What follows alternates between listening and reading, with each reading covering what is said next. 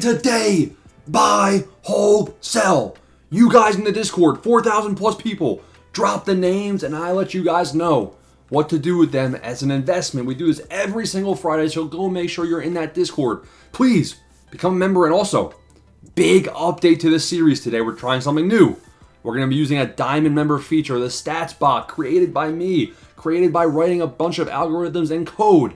And you'll see it on the screen as we go through these investments. So if you like this as an addition and you want it to be permanent, go run up the numbers on this video and become a member, please. Helps us out a lot. First name, Mr. Dylan Cease. Now looking at the stats, Dylan Cease on the season, 10 innings pitched, 8 hits, 14 Ks, 3 walks.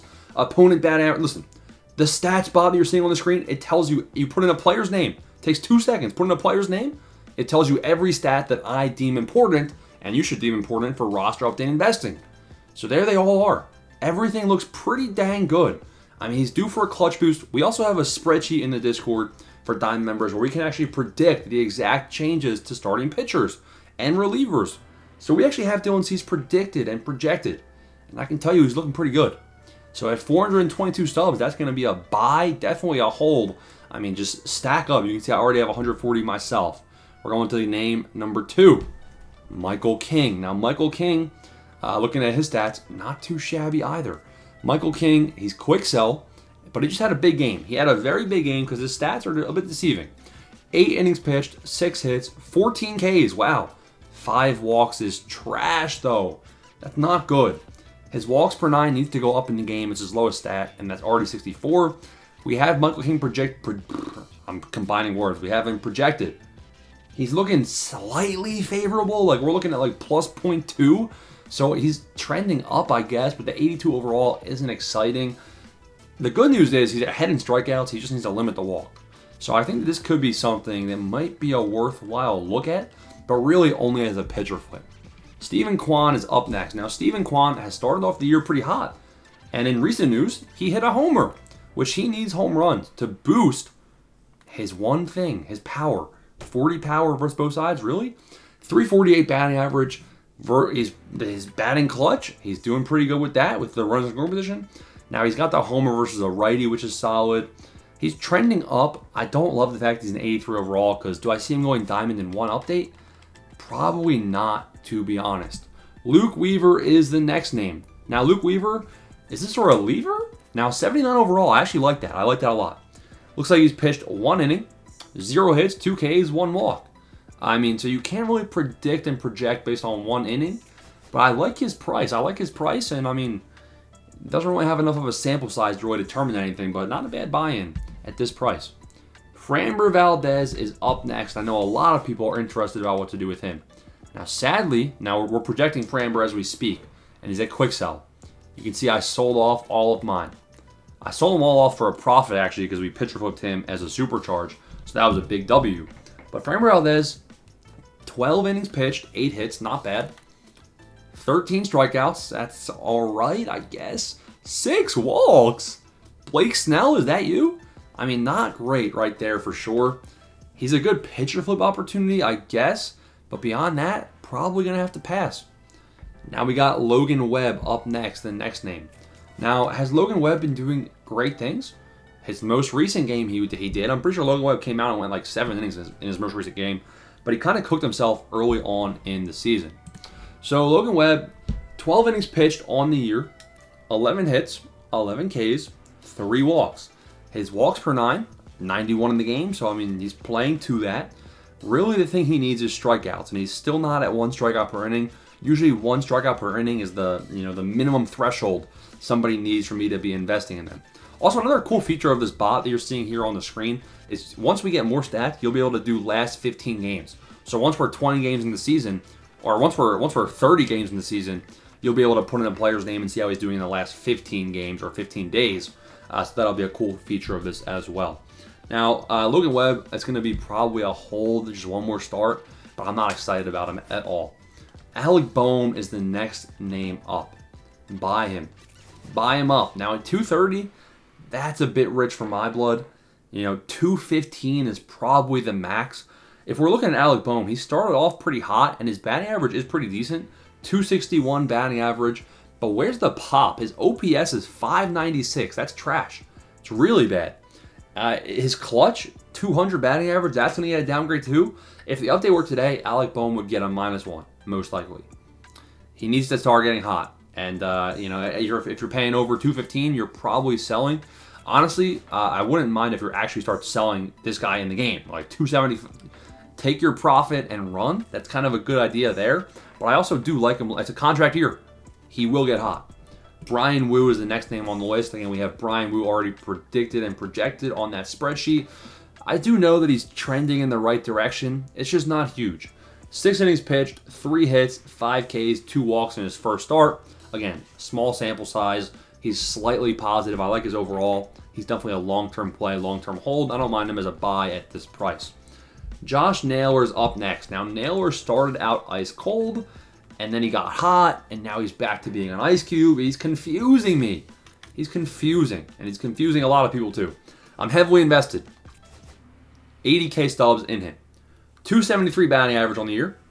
250 with guys in scoring position. His clutch is not his clutch. His power is non-existent. But his batting average is trending up, so I guess you hold on to Josh Naylor. I'm going to give him a little bit longer. I think Josh Naylor is going to be a solid play for the long term. So I'm honestly buy him up. Why not? Freddy Peralta is up next, and Freddy Peralta, a.k.a. Freddy the Demon Peralta, is good. He is good, but at 466, a bit rich for my blood. You should have already been bought in. I have 24 of him. I wish I had more.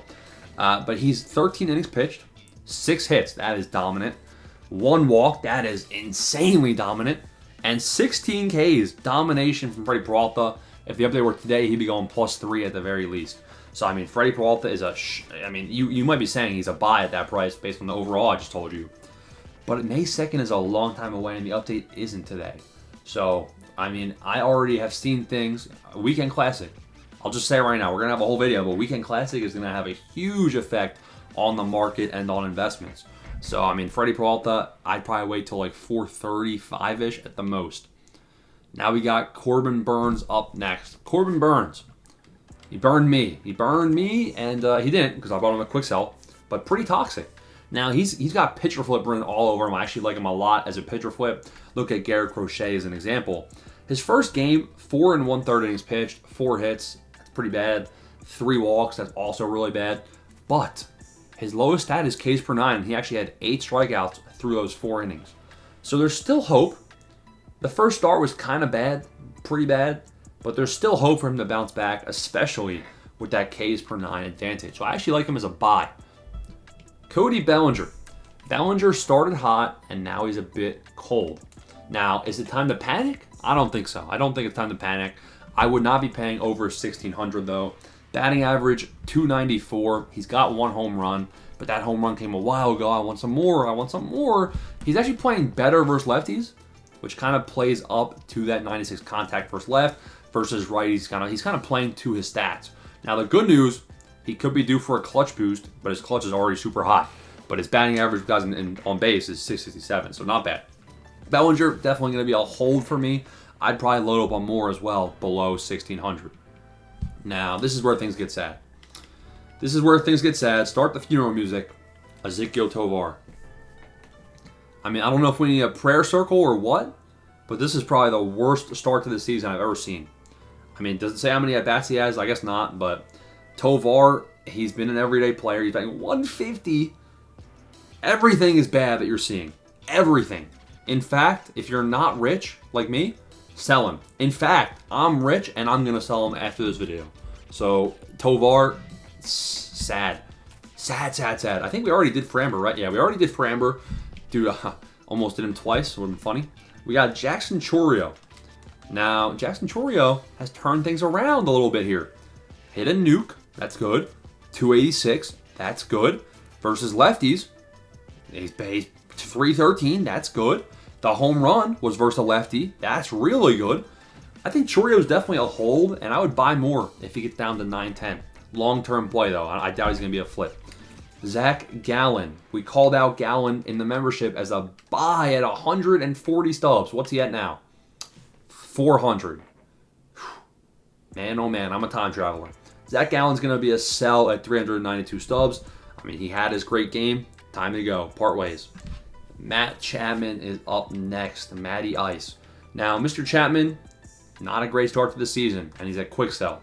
238 batting average. Now, things can obviously change pretty quick. Maybe he has like a similar, span as Eugenio Suarez. Impossible to predict, and not a big fan of doing that with him. Shay Langeliers. I like him as a buy, I do. 182 batting average, which is trash, but he does have 2 home runs already to start the year. So you can see his stats in the game. He's playing to the trash contact. He's playing to the good power. Can he turn it around on the Athletics? I mean, the Athletics just faced the Mariners. Best pitching staff in baseball. Hopefully they have some easier matchups and Shay gets hot. Another Athletic that we're high on, I'm not sure if you can see his name or not on the spot, is JJ Bleday.